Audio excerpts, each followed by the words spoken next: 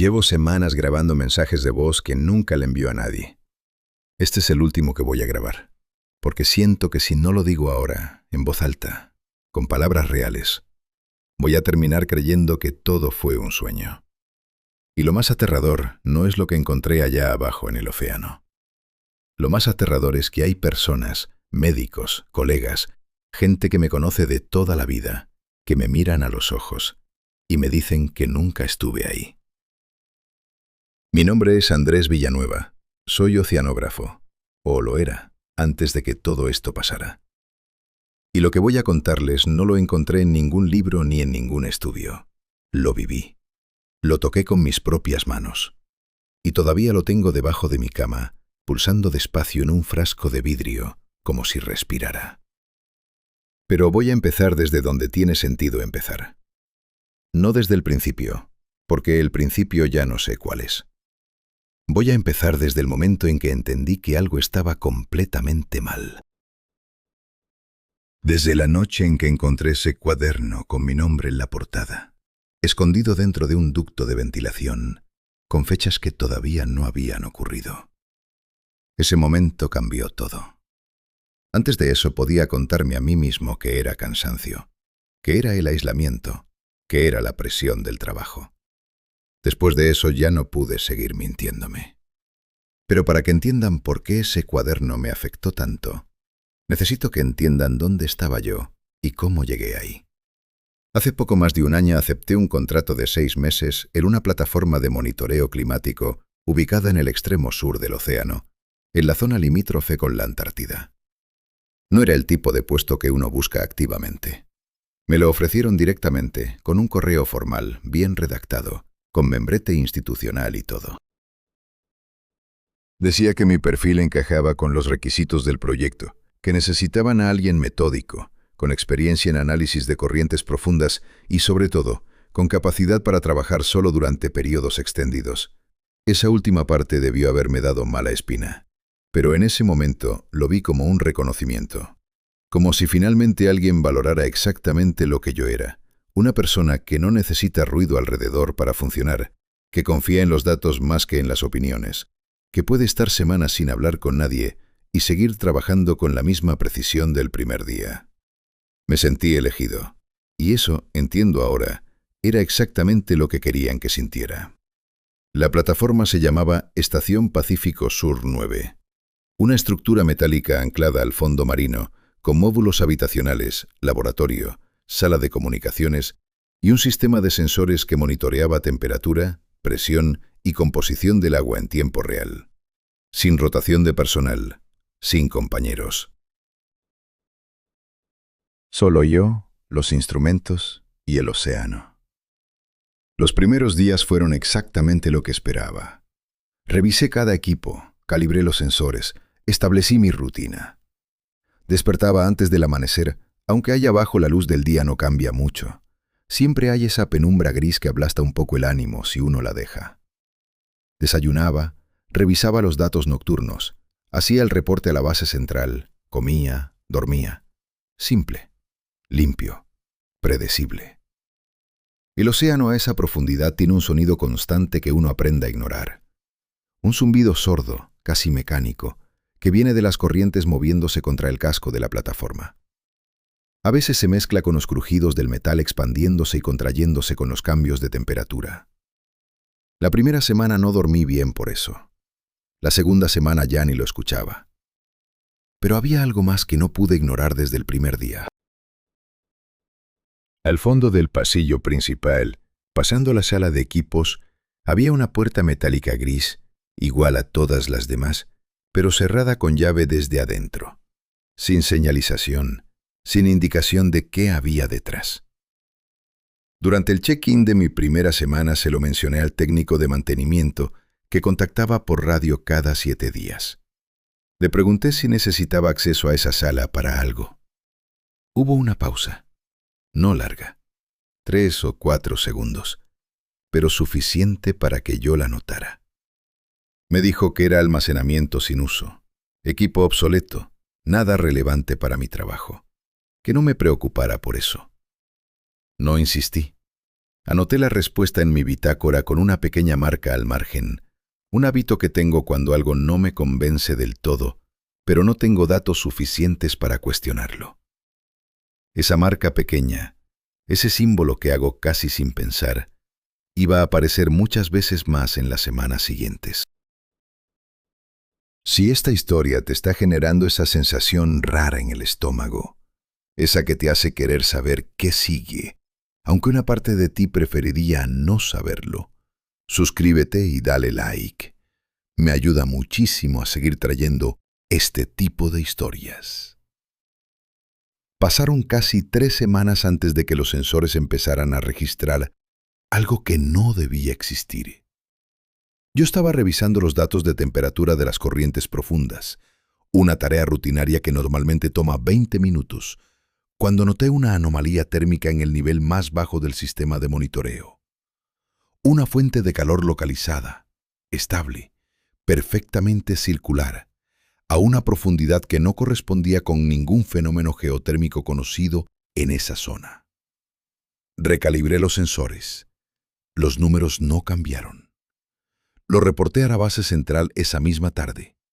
La respuesta llegó al día siguiente, escueta y clara: que revisara el estado de los instrumentos porque probablemente había un error de calibración. Precalibré todo de nuevo, esta vez con más cuidado, sensor por sensor, verificando cada conexión. Los números seguían siendo los mismos.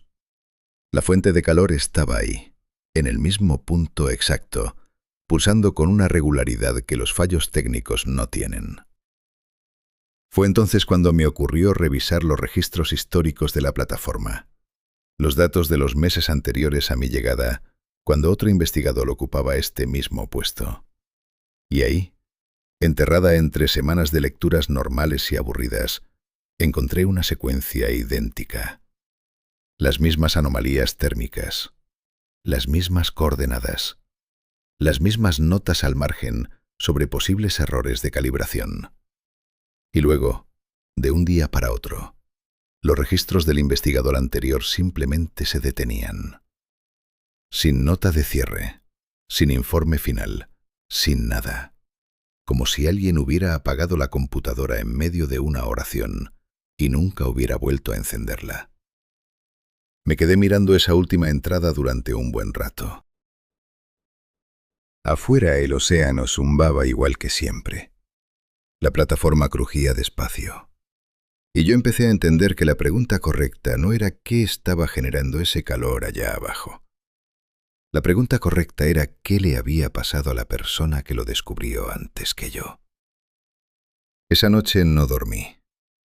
Me quedé sentado frente a la pantalla con los registros del investigador anterior abiertos, leyendo cada entrada desde el principio, buscando algo que me hubiera pasado por alto. Y lo encontré. No era obvio, había que leerlo despacio, entre líneas, en el tono que va cambiando semana a semana casi sin que uno lo note. Al principio sus notas eran precisas, frías, profesionales, exactamente como las mías. Pero hacia el final, unas 2 semanas antes de que los registros se cortaran, empezaron a aparecer frases que no encajan en un reporte científico. Cosas como, el sonido cambió esta noche, o tuve la sensación de que algo debajo respondía a los sensores, o simplemente, no entiendo qué estoy midiendo ya. Y esa última frase estaba escrita 3 veces seguidas en la misma entrada, como si la hubiera tecleado, borrado y vuelto a escribir sin darse cuenta. Cerré la pantalla. Me preparé un café que no tomé.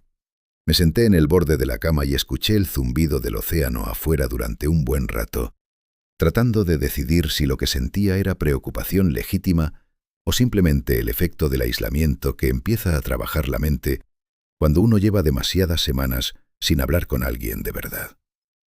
Decidí que era lo segundo, que era cansancio, que iba a dormir y que al día siguiente iba a ser más metódico, más riguroso, y que iba a encontrar la explicación técnica para la anomalía térmica, porque siempre hay una explicación técnica.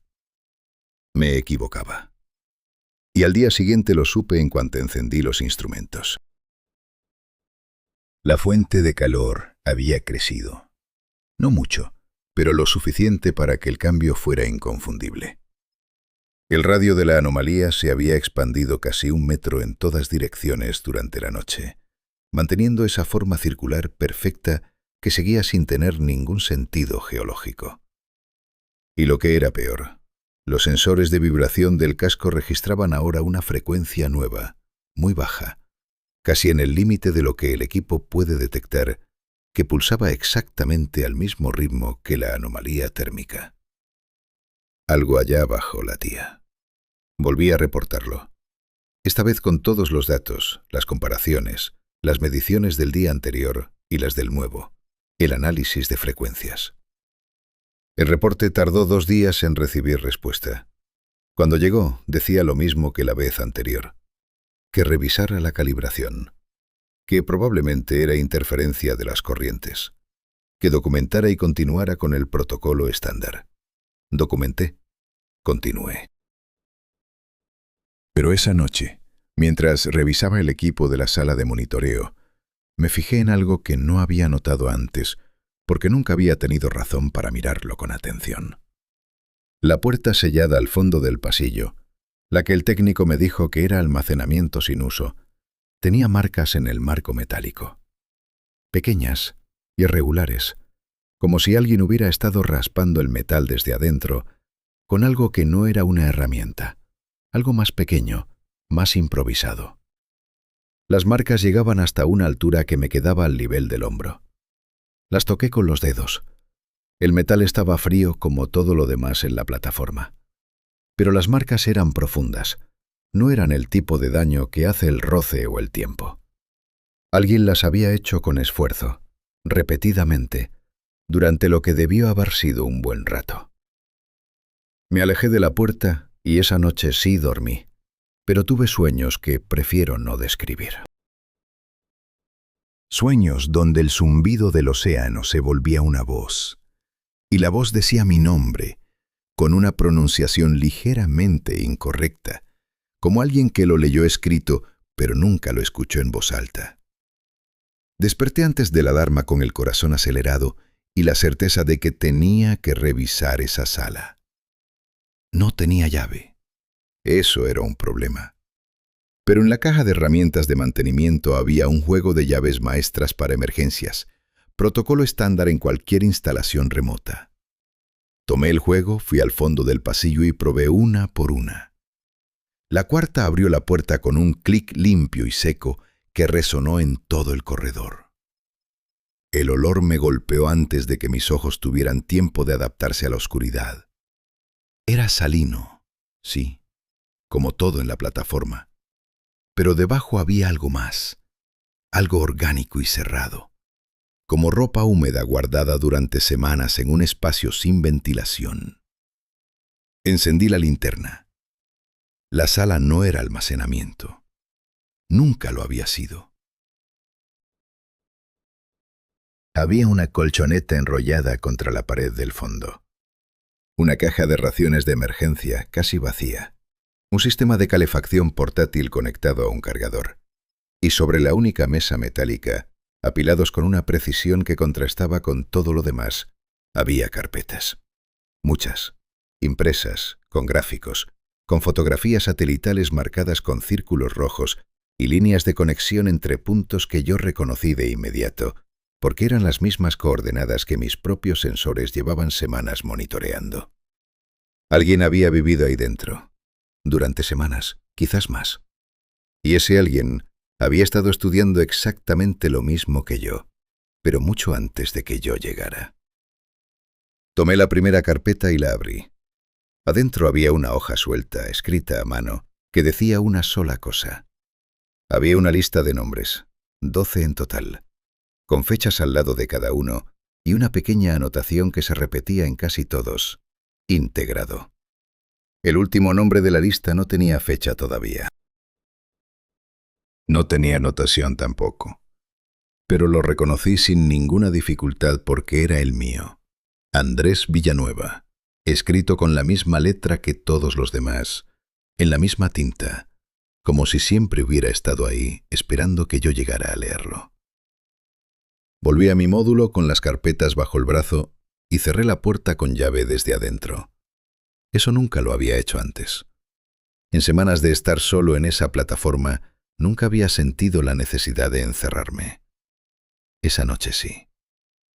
Me senté en el suelo con la espalda contra la puerta, las carpetas sobre las rodillas, y empecé a leer. Eran reportes, detallados, técnicos, con la estructura formal de documentación científica seria.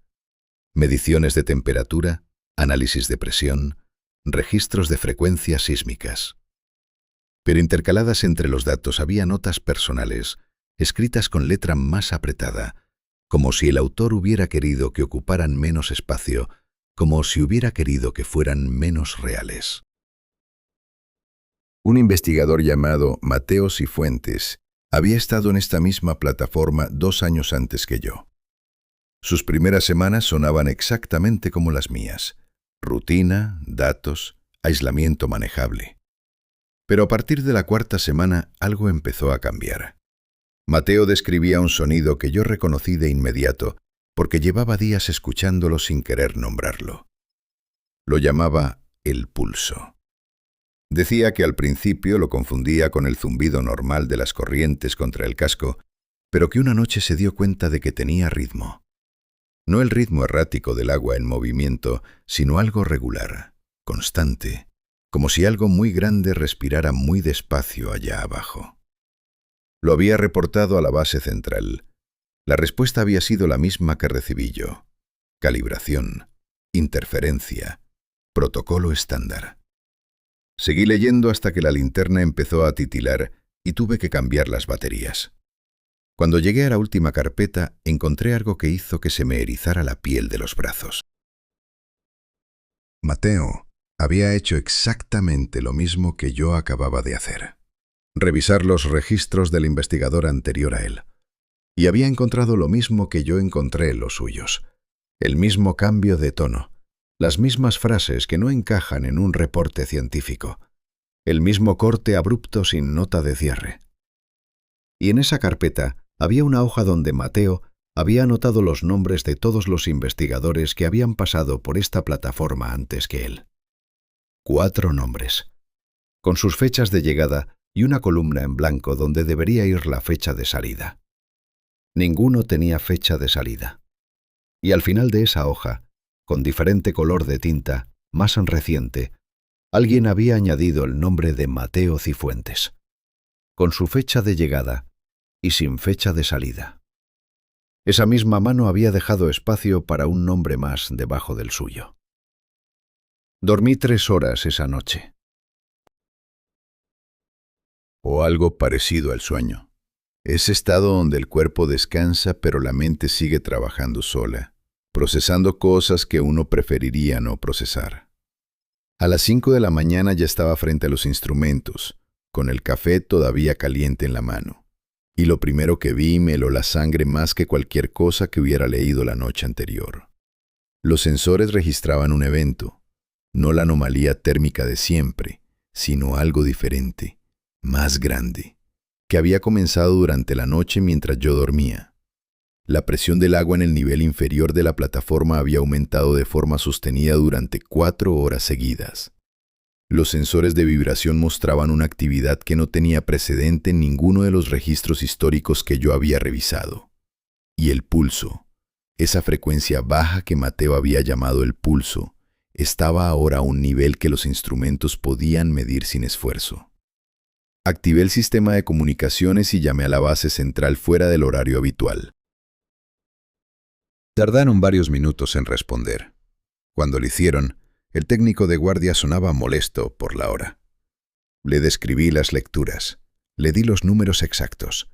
Hubo una pausa larga, y luego me dijo que los satélites mostraban condiciones normales en mi zona, que no había ningún evento registrable en curso, y que si mis instrumentos estaban dando lecturas anómalas, debía documentarlo y esperar al check-in semanal para reportarlo formalmente.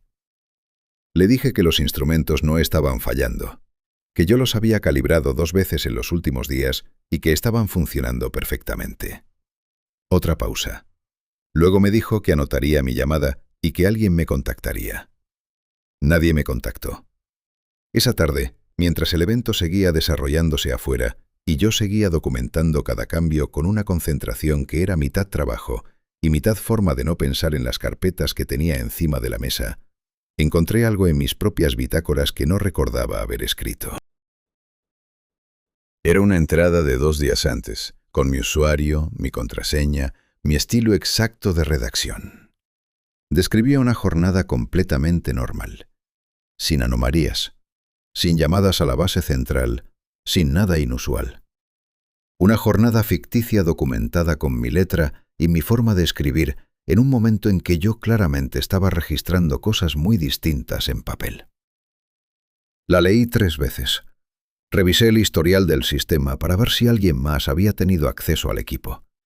Solo aparecía mi usuario, solo mis inicios de sesión, solo mis huellas digitales en cada entrada, en cada modificación, en cada archivo. Alguien estaba usando mis credenciales para alterar mis registros. O yo lo estaba haciendo sin recordarlo. Y en ese momento, sentado frente a esa pantalla con el pulso de algo enorme resonando contra el casco de la plataforma, entendí que cualquiera de las 2 opciones era igual de aterradora. Cerré la bitácora, abrí un documento nuevo y empecé a escribir todo desde el principio, en un archivo que guardé en un dispositivo externo que metí en el bolsillo de mi chaleco y no solté en los días siguientes. Porque si alguien o algo estaba borrando lo que yo documentaba, necesitaba un registro que no pudieran tocar. Lo que no calculé es que ya era tarde para eso también. Porque esa misma noche, mientras guardaba el dispositivo y apagaba la pantalla, escuché algo que no debería haber escuchado. Pasos. En el corredor exterior de mi módulo, lentos, regulares, que se detuvieron exactamente frente a mi puerta. Y luego, en el silencio que siguió, alguien, o algo, giró el pomo desde afuera con mucha calma, como alguien que ya sabe que la puerta está cerrada con llave y simplemente está confirmando que sigue así. Me quedé completamente inmóvil durante lo que debieron ser varios minutos. Cuando me animé a abrir la puerta, el corredor estaba vacío. Pero en el suelo metálico frente a mi módulo, había algo que hizo que me apoyara contra el marco para no caerme. Era un cuaderno. Pequeño, de tapas negras, con mi nombre escrito en la portada con letra que no era la mía. Lo recogí con las manos que no me temblaban solo porque en ese momento el cuerpo hace cosas automáticas que la mente ya no controla. Lo abrí en la primera página. Y lo que vi adentro cambió todo lo que yo creía que estaba pasando en esa plataforma. El cuaderno describía cosas que yo todavía no había vivido. Y todas se cumplieron exactamente. Lo entendí esa misma noche, sentado en el suelo de mi módulo con la espalda contra la cama y el cuaderno abierto sobre las rodillas. Las primeras páginas eran observaciones científicas, mediciones, coordenadas, análisis de la anomalía térmica. Todo escrito con mi terminología exacta, mis abreviaciones personales, incluso ese hábito que tengo de anotar la temperatura ambiente al margen de cada entrada, porque me ayuda a contextualizar los datos. Nadie más hace eso. Yo lo aprendí de un profesor en la universidad y lo adopté como costumbre sin que nadie me lo pidiera. Pero no era mi letra. Era similar, reconociblemente parecida, pero con pequeñas diferencias en la forma de las L's y en cómo cerraba las O's que hacían que leerlo fuera como mirarse en un espejo ligeramente distorsionado.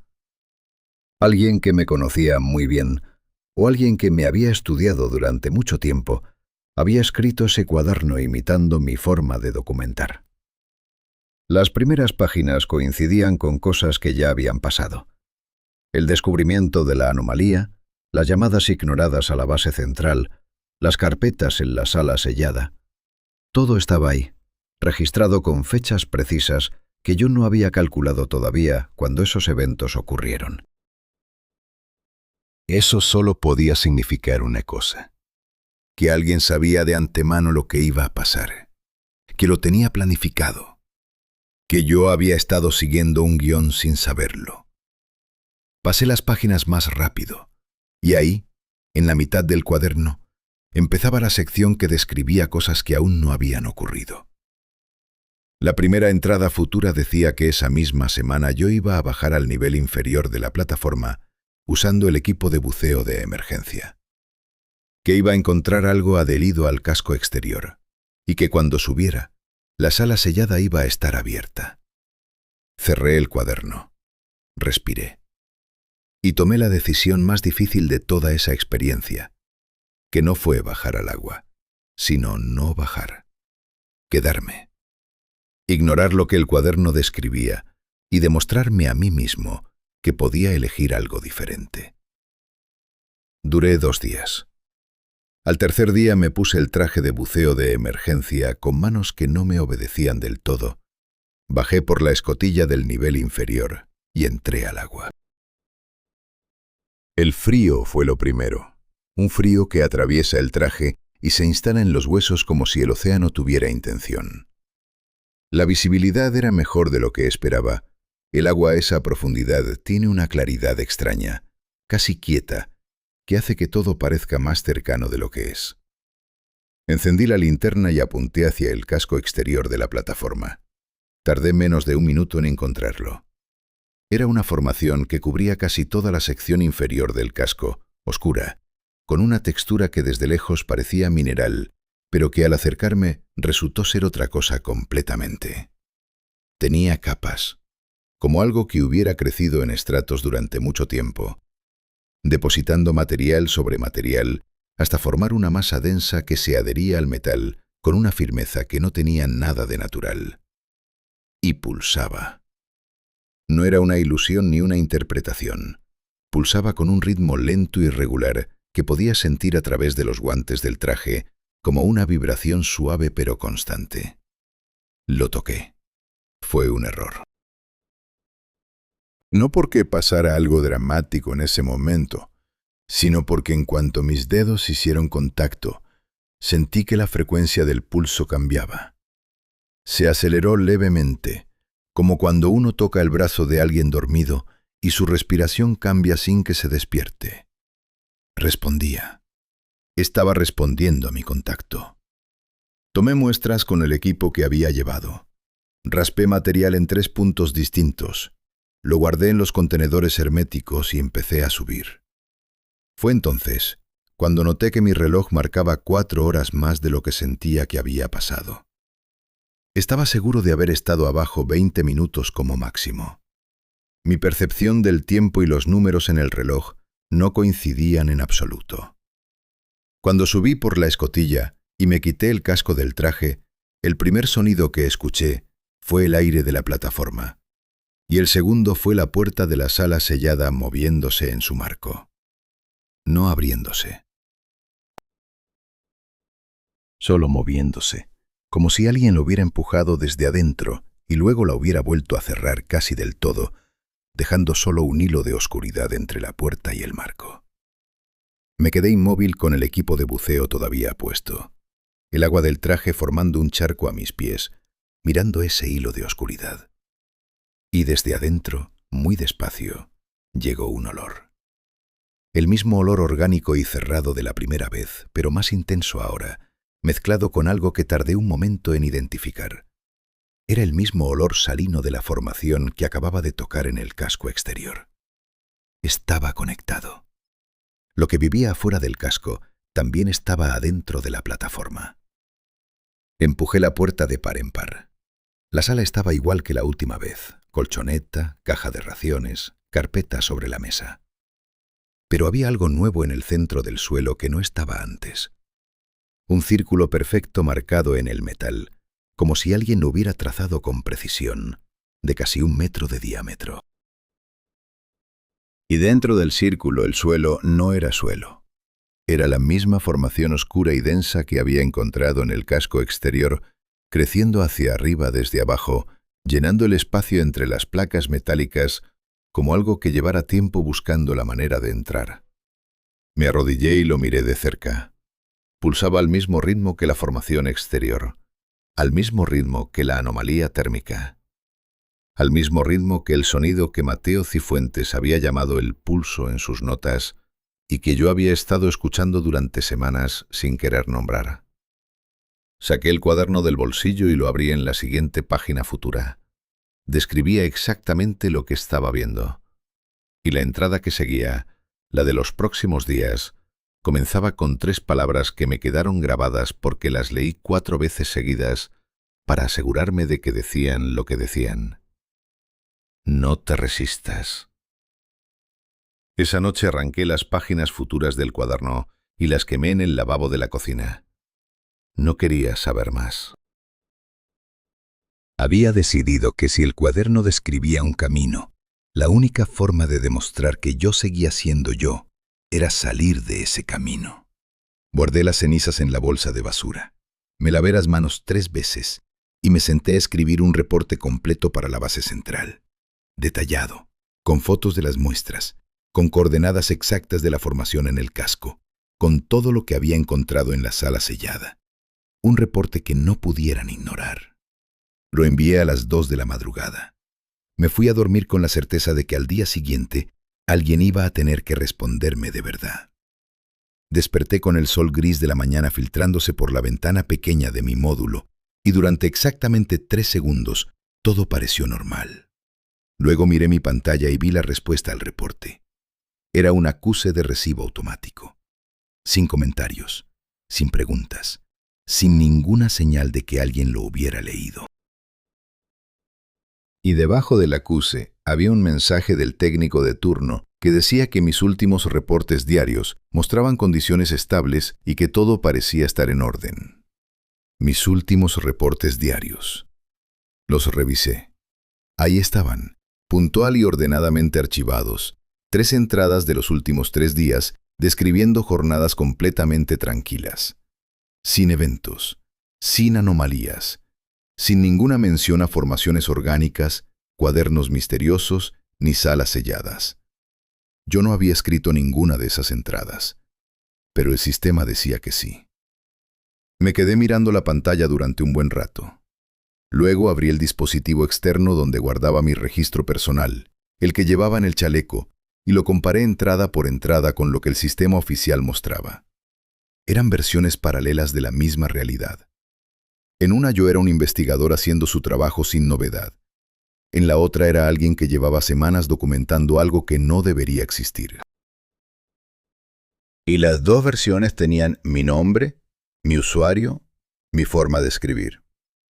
Fue en ese momento cuando sentí por primera vez que no estaba solo en mi propia cabeza. No como una sensación dramática, sino como algo mucho más quieto y más perturbador. Como darte cuenta de que alguien reorganizó los cajones de tu cuarto mientras dormías. Todo sigue ahí, pero el orden es levemente distinto y no puedes probar que alguien lo tocó porque tus huellas están en todo de todas formas. Esa tarde fui a buscar las muestras que había guardado después de bajar al casco. Las había dejado en la mesa del laboratorio, en sus contenedores herméticos, etiquetadas con mi letra. Los contenedores seguían ahí, pero cuando los abrí, estaban vacíos, limpios, como si nunca hubiera habido nada adentro. Busqué en cada cajón, en cada superficie, en cada rincón del laboratorio. Nada. Las muestras habían desaparecido como si yo nunca las hubiera recogido.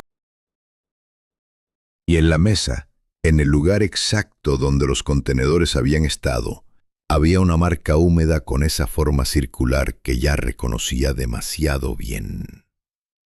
Esa noche no escribí nada. Me senté en la oscuridad de mi módulo con la linterna apagada y estuve escuchando durante horas. El pulso del océano, los crujidos del metal, el zumbido constante de las corrientes. Y debajo de todo eso, tan bajo que casi podía convencerme de que lo estaba imaginando, una frecuencia nueva.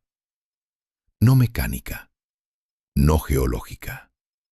Algo que subía desde el nivel inferior de la plataforma con la misma regularidad que una respiración. A la mañana siguiente me desperté en el suelo de la sala sellada. No recordaba haberme levantado de mi módulo. No recordaba haber caminado por el corredor. No recordaba haber abierto esa puerta que yo mismo había vuelto a cerrar con llave la noche anterior. Pero ahí estaba, recostado sobre la colchoneta de Mateo Cifuentes, con el chaleco puesto y el dispositivo externo en el bolsillo, como si una parte de mí hubiera tenido cuidado de no olvidarlo, incluso mientras la otra parte hacía cosas de las que no tenía ningún recuerdo.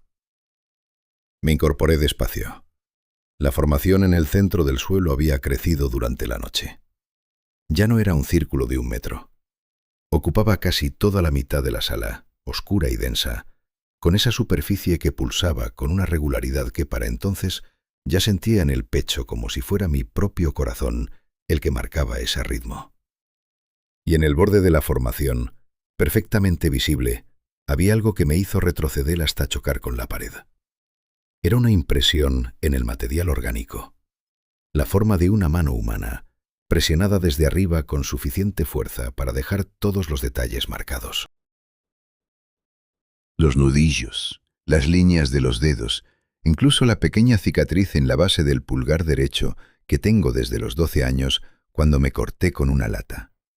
Era mi mano, impresa en algo que no debería existir, en un lugar donde yo no recordaba haber estado, como evidencia de una versión de mí mismo que actuaba mientras la que yo conocía dormía. Salí de esa sala, cerré la puerta y fui directo al sistema de comunicaciones. Esta vez no iba a escribir un reporte. Esta vez iba a llamar a alguien que no fuera la base central, alguien fuera de este sistema, alguien que no tuviera ninguna razón para ignorarme. Tenía el número de una colega, Valentina Rosero, investigadora en una universidad con la que había colaborado 2 años antes. Una persona real, con vida propia, que me conocía antes de que todo esto empezara. Marqué su número por el sistema satelital y esperé. Contestó al tercer tono. Su voz sonaba normal, cotidiana, con el ruido de fondo de una oficina real. Dije su nombre. Hubo una pausa muy breve, y luego me dijo que quién era yo, que no me reconocía, que ese número no debería tener forma de contactarla. Y antes de que yo pudiera responder algo, la línea se cortó con un clic limpio y definitivo, como una puerta cerrándose desde adentro. Valentina Rosero me conocía desde hacía 6 años. Habíamos compartido un proyecto de investigación durante 8 meses. Habíamos comido juntos decenas de veces. Ella había estado en mi defensa de tesis como parte del público. Y me acababa de decir que no sabía quién era yo. Me quedé con el auricular en la mano durante un buen rato después de que la línea se cortara. El sistema satelital registraba la llamada, duración, número marcado, hora exacta. Eso al menos era real. Eso al menos existía fuera de mi cabeza.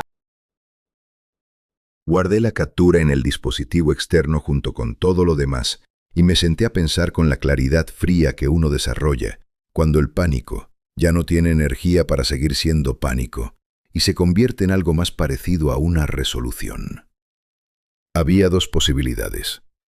La primera era que Valentina mintiera, que alguien le hubiera dicho que negara conocerme, que todo esto fuera una operación coordinada para aislarme aún más. La segunda era que algo hubiera alterado su memoria de la misma forma en que algo estaba alterando mis registros. Ninguna de las 2 opciones me gustaba, pero la segunda me aterraba de una forma que la primera no alcanzaba.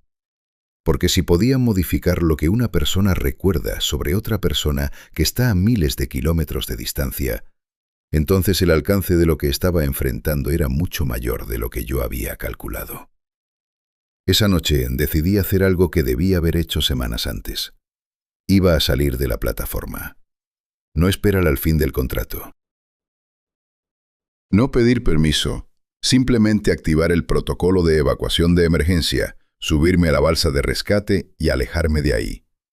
Las consecuencias profesionales podían venir después. En ese momento lo único que me importaba era poner agua entre yo y esa formación que seguía creciendo en el suelo de la sala sellada. Fui al armario de emergencias. El traje de evacuación estaba ahí. La balsa de rescate estaba ahí.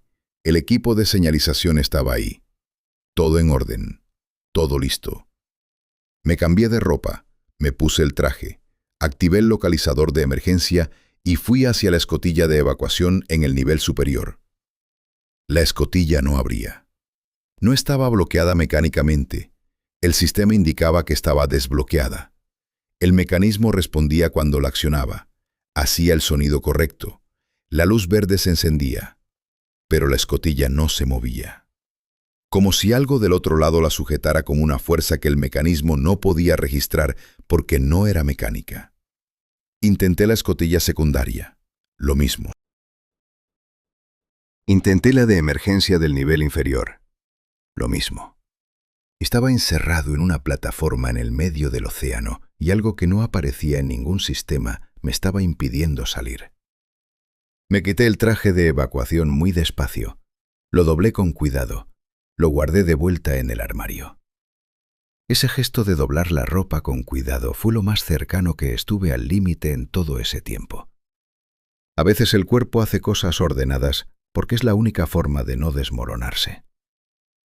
Fui a mi módulo. Me acosté. Y a la mañana siguiente me desperté sintiéndome distinto. No de golpe, no dramáticamente. Solo que al levantarme y mirar los instrumentos, me encontré revisando los datos con una calma que no correspondía con lo que había vivido la noche anterior. Como si algo hubiera bajado el volumen de la alarma en mi interior. Hice el reporte matutino, desayuné, revisé el estado del equipo, todo con esa eficiencia tranquila que me caracterizaba al principio, antes de que todo esto empezara. Tardé casi 3 horas en darme cuenta de que había algo raro en esa calma. No era paz, era ausencia. Como si alguien hubiera sacado el miedo de mi sistema sin reemplazarlo con nada, dejando solo el procedimiento, la rutina, el movimiento automático de alguien que sabe qué hacer, pero ya no recuerda del todo por qué lo hace. Busqué el dispositivo externo en el bolsillo del chaleco. Seguía ahí. Lo abrí y leí mis propias entradas desde el principio, obligándome a recordar cada cosa que había documentado. El cuaderno, la formación, la huella de mi mano, la llamada a Valentina, las escotillas que no abrían. Y mientras leía, sentí que el miedo volvía. Despacio, como agua que sube por una escalera. Lo recibí con alivio, porque el miedo significaba que seguía siendo yo.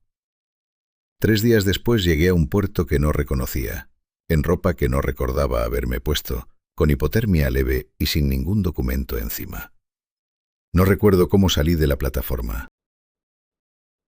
No recuerdo los días entre esa mañana en que leí mis propias entradas y el momento en que alguien me puso una manta sobre los hombros en un muelle con olor a pescado y gasoil.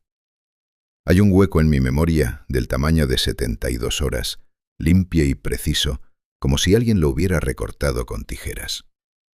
Me llevaron a un hospital. Los médicos fueron amables, pacientes, con esa forma de hablar despacio que usan cuando creen que alguien no está bien del todo. Me hicieron preguntas que respondí lo mejor que pude. Me dijeron que no había ningún registro de una plataforma llamada Estación Pacífico Sur 9 en las coordenadas que yo describía. Que según los sistemas de la institución que supuestamente me contrató, yo nunca había firmado ningún contrato. Que llevaba semanas sin aparecer en ningún lado y que mi familia había reportado mi desaparición hacía más de un mes. Lo escuché todo sin interrumpir. Asentí en los momentos correctos.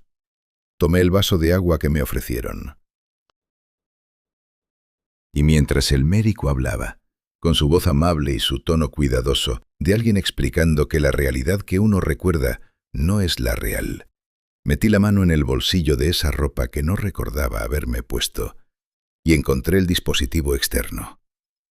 Intacto, con todas las entradas, con todas las fotos, con la captura de la llamada a Valentina. No se lo mostré al médico. Lo cerré en el puño y lo mantuve ahí mientras él seguía hablando, porque en ese momento entendí que lo que tenía en la mano era lo único que separaba mi versión de los hechos de la versión que ellos querían que yo aceptara, y que si lo mostraba demasiado pronto, si confiaba en la persona equivocada, iba a desaparecer igual que las muestras, igual que los registros, igual que los recuerdos de Valentina. El médico me dijo que me iban a asignar un psiquiatra, que me iban a ayudar a procesar lo que había vivido, que estaba en buenas manos. Asentí. Sonreí levemente. Y guardé el dispositivo en el bolsillo más profundo que encontré. El psiquiatra se llamaba Dr. Herrera. Hombre de unos 50 años, voz tranquila, manos que nunca gesticulaban demasiado. El tipo de persona que ha escuchado tantas historias difíciles que ya no se le mueve nada en la cara mientras las escucha. En nuestra primera sesión, me dijo que lo que yo describía tenía las características clásicas de un episodio disociativo severo, probablemente desencadenado por el aislamiento prolongado y el estrés acumulado. Que el cerebro bajo esas condiciones construye realidades completas, coherentes, con detalles sensoriales precisos que son indistinguibles de los recuerdos reales. Lo escuché con atención. Tomé notas. Le hice preguntas inteligentes sobre los mecanismos neurológicos que describía. Me comporté exactamente como el paciente colaborador y racional que él necesitaba que yo fuera. Y cada noche, de vuelta en mi habitación del hospital, sacaba el dispositivo externo y revisaba mis registros para confirmar que seguían ahí, que no habían desaparecido, que alguien no había entrado mientras yo dormía y lo había borrado todo. El dispositivo siempre estaba intacto. Eso me mantenía cuerdo. No la terapia, no la medicación. Ese rectángulo pequeño de metal y plástico que guardaba bajo la almohada era el único ancla que tenía en la realidad. 3 semanas después de mi ingreso, me dieron el alta con medicación y citas semanales ambulatorias. Un apartamento pequeño, organizado por asistencia social, en un cuarto piso con vista a una calle tranquila. Acepté todo sin hacer preguntas. Firmé todo lo que me pidieron que firmara. Y el primer día que estuve solo en ese apartamento, con la puerta cerrada y el silencio real de un lugar sin océano afuera, abrí el dispositivo externo y empecé a hacer lo que debía haber hecho desde el primer día en el hospital. Empecé a investigar los otros nombres de la lista. Tenía 11 nombres además del mío y el de Mateo Cifuentes. Investigadores, todos. Especialidades distintas: biología marina, geología submarina, climatología, oceanografía, como yo. Empecé por los más recientes y fui hacia atrás. 4 aparecían en registros públicos como fallecidos en los últimos 5 años. Las causas variaban: accidente, enfermedad, causa no determinada. 3 figuraban como desaparecidos en bases de datos de personas no localizadas, con expedientes abiertos y sin resolución.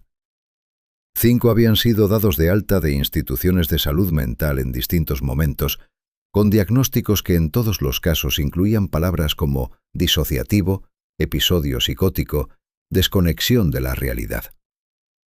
Solo 2 tenían actividad pública reciente: presencia en redes, afiliación institucional visible, señales de vida normal. Busqué formas de contactar a uno de ellos.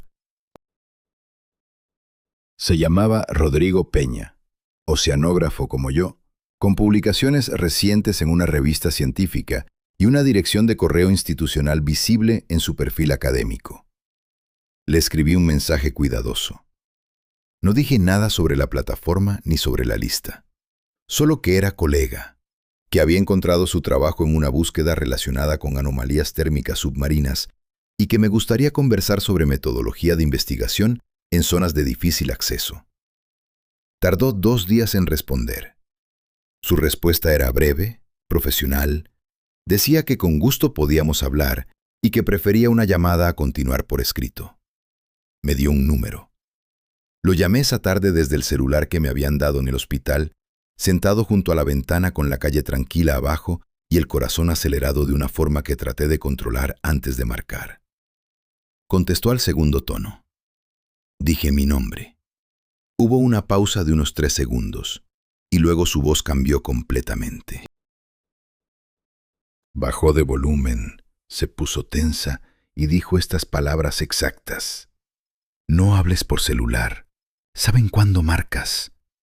Y cortó. 11 segundos. Conté el tiempo después, revisando el registro de llamadas. 11 segundos que confirmaban dos cosas al mismo tiempo. Que Rodrigo Peña sabía de qué se trataba todo esto sin que yo hubiera dicho nada. Y que tenía miedo suficiente para no arriesgarse a decir ni una palabra más. Me quedé mirando la pantalla del celular durante un buen rato. La calle de abajo seguía igual. Un señor paseando un perro. Dos chicas esperando en la esquina. Un carro que pasaba despacio. Todo completamente normal. Todo completamente ajeno a lo que yo acababa de confirmar. Rodrigo Peña era real. No estaba en ningún hospital. No tenía ningún diagnóstico disociativo. Tenía miedo concreto, específico, del tipo que solo se tiene cuando uno sabe exactamente a qué le tiene miedo. Eso significaba que lo que yo recordaba era real también. Y si era real, entonces el doctor Herrera, con su voz tranquila y sus explicaciones neurológicas, era parte de algo.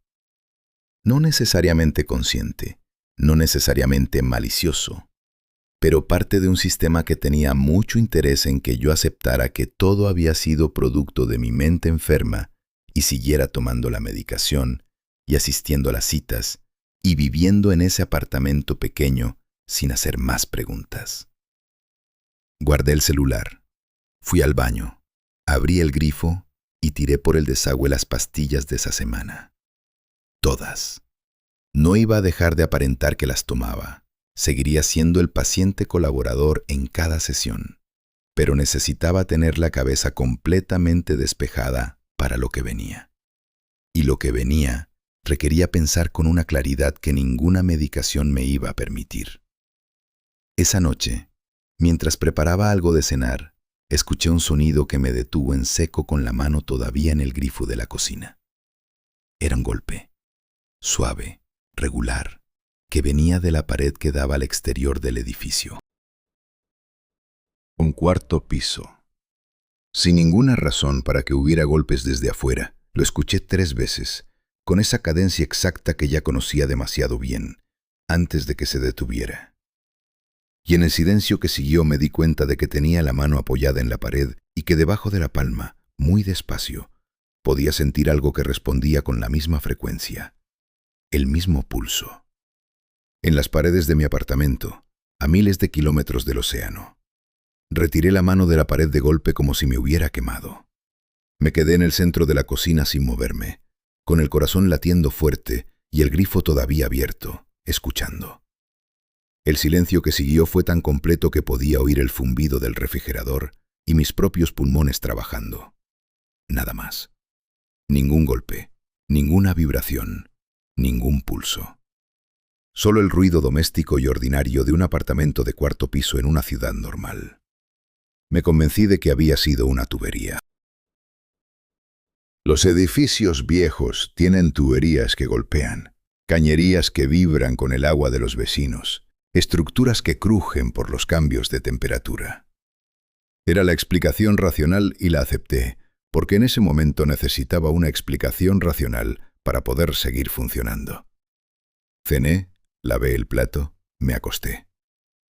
A las 3 de la madrugada me desperté con la certeza absoluta de que algo en el baño no estaba bien. No hubo ningún sonido que me despertara. No hubo golpes ni voces. Solo esa certeza, clara y fría, que me sacó del sueño como si alguien hubiera encendido una luz adentro de mi cabeza. Me levanté. Caminé por el pasillo oscuro. Empujé la puerta del baño. El espejo estaba completamente empañado, como después de una ducha muy caliente. Pero yo no me había duchado en horas y la ventana del baño estaba cerrada. El vapor no tenía origen posible, y en el vaho del espejo, perfectamente trazada, había una huella de mano. Grande, con los dedos separados, en el centro exacto del espejo. Más grande que la mía. Me quedé en el umbral sin entrar. Saqué el celular del bolsillo del pantalón de pijama, lo puse en modo silencioso y fotografié el espejo 3 veces desde distintos ángulos. Luego entré, con cuidado de no tocar nada, y medí la huella con el span de mi mano extendida.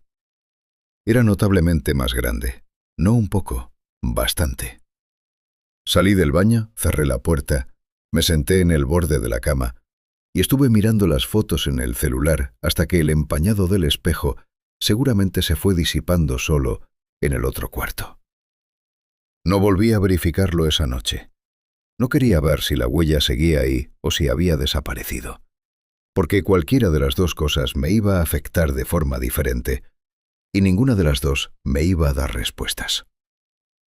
Al día siguiente guardé las fotos en el dispositivo externo y no se las mostré al doctor Herrera en la sesión de esa semana. Le dije que estaba durmiendo mejor, que la medicación me ayudaba, que me sentía más anclado. Él asintió, con esa satisfacción tranquila de alguien cuyo tratamiento está funcionando, y escribió algo en su cuaderno. Esa semana no hubo más golpes, ni más vapor en el baño, ni ninguna otra señal de nada.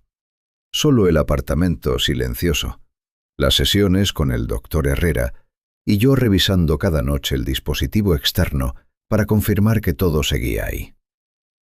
Empecé a pensar que quizás había sido mi mente recalibrándose después de todo lo que había vivido. Que el cuerpo y la cabeza a veces hacen cosas raras mientras procesan cosas muy fuertes, y que eso era normal y no significaba nada. Entonces llegó la séptima noche. Me desperté a eso de las 2 de la madrugada sin saber por qué, igual que la vez del baño, con esa misma certeza silenciosa de que algo había cambiado en el apartamento. Esta vez no venía del baño. Venía del cuarto donde guardaba mis cosas, el que usaba como estudio improvisado, donde tenía el dispositivo externo encima de la mesa junto con los papeles donde había estado reconstruyendo la cronología de todo. Fui hasta ahí. La puerta estaba entreabierta, yo siempre la dejaba cerrada. La empujé despacio. El cuarto estaba igual que siempre, la mesa, los papeles, el dispositivo. Pero había algo en el aire, ese olor que reconocí antes de entender por qué lo reconocía. Salino, orgánico, cerrado. El olor exacto de la sala sellada en la plataforma, el olor que había debajo de todo lo demás en esa habitación donde Mateo Cifuentes había vivido semanas escondido. Encendí la luz. Nada visible. Revisé cada rincón. Nada. Pero el olor seguía ahí, concentrado en el centro del cuarto, como si algo hubiera estado parado en ese punto específico hace no mucho tiempo. Tomé el dispositivo externo y los papeles y los metí debajo del colchón de mi cama. Luego fui a la ventana del estudio y la abrí de par en par para que el aire de afuera entrara y diluyera ese olor. Me quedé ahí parado en la ventana, con el frío de la madrugada en la cara, mirando la calle vacía de abajo. Y entonces lo vi. En el reflejo del vidrio de la ventana, detrás de mí, en el cuarto que acababa de revisar y que estaba completamente vacío, había una figura. Alta, quieta, de pie junto a la mesa. Mi propio reflejo debería haber estado en el primer plano del vidrio. Y ahí estaba mi cara, mi cuerpo, mis manos apoyadas en el marco de la ventana. Pero detrás de mí, en el fondo del reflejo, esa figura no era una distorsión ni una sombra. Tenía volumen, tenía forma. Y donde deberían haber estado los ojos, había algo oscuro y mate que no reflejaba la luz de la calle como los ojos reflejan la luz. Me giré. El cuarto estaba vacío. Volví a mirar el reflejo, también vacío ahora. Solo yo, y el cuarto detrás de mí, normal, quieto, con el olor salino todavía suspendido en el aire, pero ninguna figura visible en ninguna parte. Me alejé de la ventana. Me senté en el suelo con la espalda contra la pared y las rodillas contra el pecho, y estuve así durante un buen rato, respirando despacio, contando hacia atrás desde 100 como me había enseñado el doctor Herrera para los momentos de ansiedad aguda. Llegué a 0. Volví a empezar. Llegué a 0 otra vez. Y mientras contaba, con la cabeza apoyada en la pared fría, escuché algo que me heló la sangre de una forma que ninguno de los eventos anteriores había logrado del todo. Una voz. Dentro de mi cabeza, no afuera, no en el cuarto, sino adentro de mi propio pensamiento, con un ritmo levemente diferente al mío. Como una persona hablando casi al mismo tiempo que yo, pero con una cadencia que no era la mía. No decía nada amenazante, no decía nada extraño, solo repetían números, coordenadas. Las mismas coordenadas que aparecían marcadas con círculos rojos en las fotografías satelitales de las carpetas de la sala sellada. Las que señalaban un punto en el océano a la misma distancia de la costa que la plataforma donde yo había estado.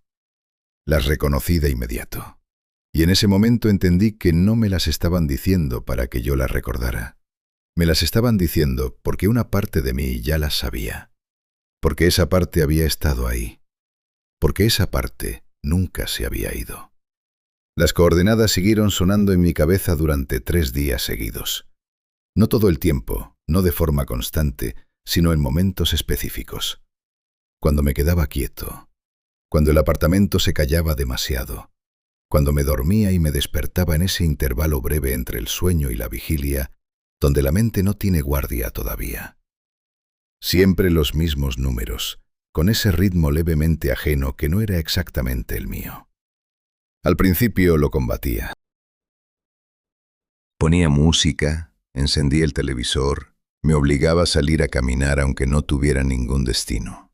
Cualquier ruido externo que ocupara el espacio donde esa voz interior encontraba silencio para hablar.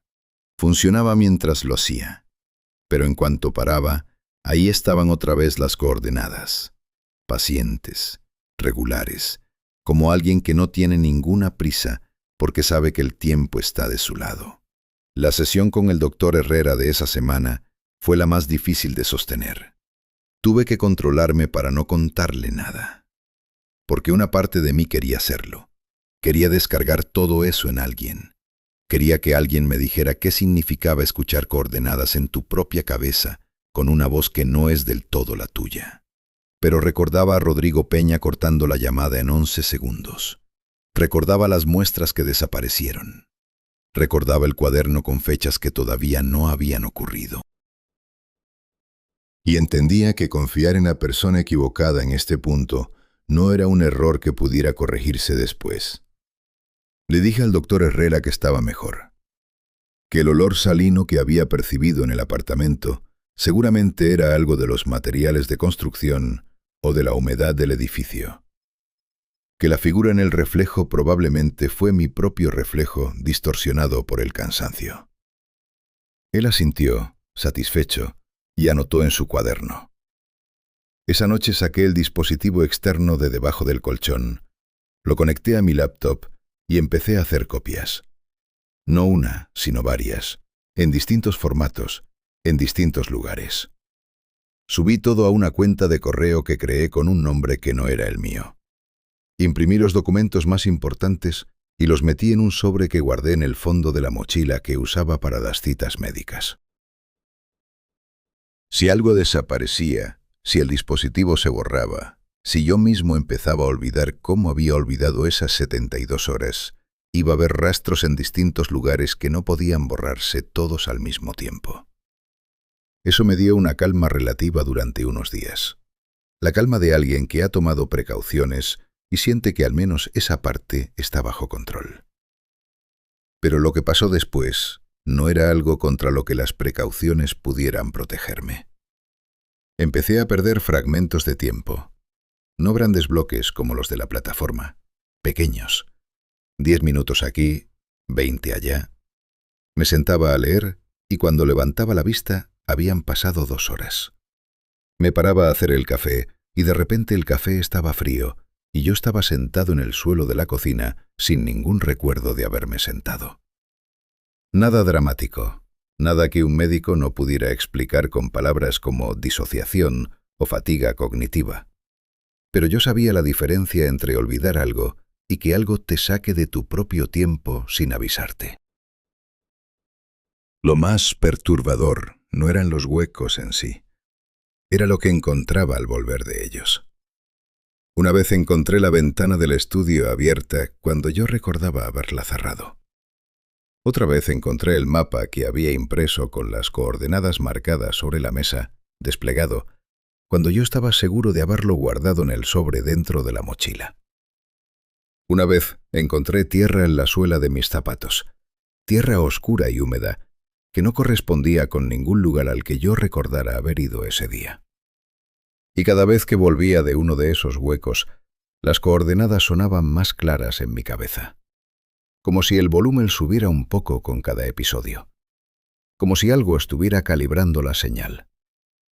La noche en que decidí escribir esta grabación fue la noche en que encontré el frasco. Estaba en la mesa del estudio, en el centro exacto, como si alguien lo hubiera colocado ahí con cuidado para que yo lo viera en cuanto entrara. Un frasco de vidrio hermético, del tipo que yo mismo había usado en la plataforma para guardar las muestras. Y adentro, en el fondo, había una pequeña cantidad de material oscuro y denso que pulsaba con un ritmo lento y constante contra el vidrio. Las muestras que habían desaparecido de la plataforma. De alguna forma, de una manera que no puedo explicar, estaban en mi apartamento. Y lo que más me afectó no fue encontrarlas ahí, fue que al verlas sentí algo que no debería haber sentido. No miedo, no sorpresa, algo más parecido al reconocimiento. Como cuando ves a alguien que conoces de hace mucho tiempo en un lugar inesperado. Las puse debajo de la cama y me senté a grabar esto. No sé cuánto tiempo llevo grabando. No sé si cuando termine esta grabación voy a recordar haberla hecho. Pero la voy a dejar en el mismo lugar donde dejo todo lo demás, repartida en distintos sitios, con la esperanza de que si yo desaparezco como desaparecieron los otros 11 nombres de esa lista, alguien en algún momento la encuentre y entienda qué pasó. Lo que sé con certeza es esto.